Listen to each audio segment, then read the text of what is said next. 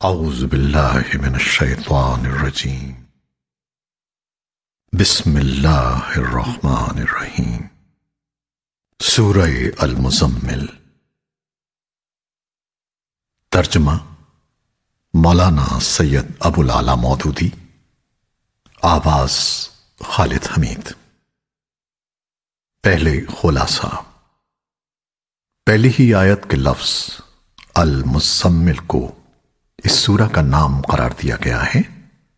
یہ صرف نام ہے، اس کے مضامین کا عنوان نہیں ہے۔ اس سورہ کے 2 رکوع 2 الگ زبانوں میں نازل ہوئے ہیں۔ پہلا رکوع بالاتفاق مکی ہے۔ اس کے مضامین اور احادیث کی روایات دونوں سے یہی بات معلوم ہوتی ہے۔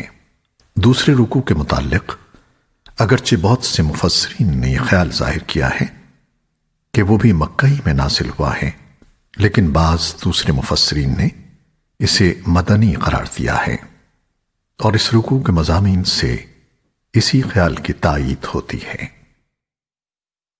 اعوذ باللہ من الشیطان الرجیم بسم اللہ الرحمن الرحیم۔ اے اوڑھ لپیٹ کر سونے والے، رات کو نماز میں کھڑے رہا کرو، مگر کم، آدھی رات یا اس سے کچھ کم کر لو یا اس سے کچھ زیادہ بڑھا دو، اور قرآن کو خوب ٹھہر ٹھہر کر پڑھو۔ ہم تم پر ایک بھاری کلام نازل کرنے والے ہیں۔ درحقیقت رات کا اٹھنا نفس پر قابو پانے کے لیے بہت کارگر اور قرآن ٹھیک پڑھنے کے لیے زیادہ موزوں ہے۔ دن کے اوقات میں تو تمہارے لیے بہت مصروفیات ہیں۔ اپنے رب کے نام کا ذکر کیا کرو اور سب سے کٹ کر اسی کے ہو رہو۔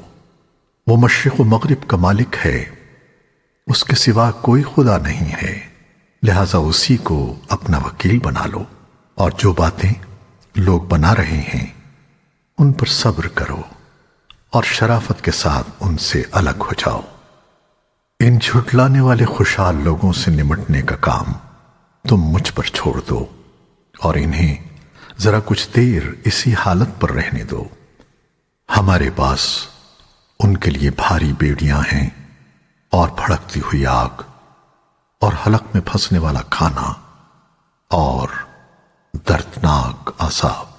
یہ اسی دن ہوگا جب زمین اور پہاڑ لرز اٹھیں گے، اور پہاڑوں کا حال ایسا ہو جائے گا جیسے ریت کے ڈھیر ہیں جو بکھرے جا رہے ہیں۔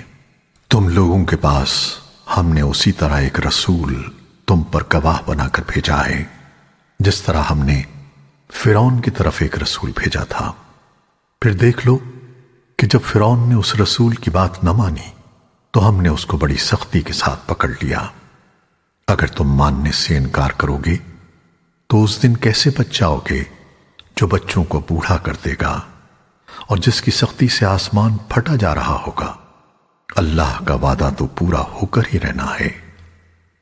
یہ ایک نصیحت ہے، اب جس کا جی چاہے اپنے رب کی طرف جانے کا راستہ اختیار کر لے۔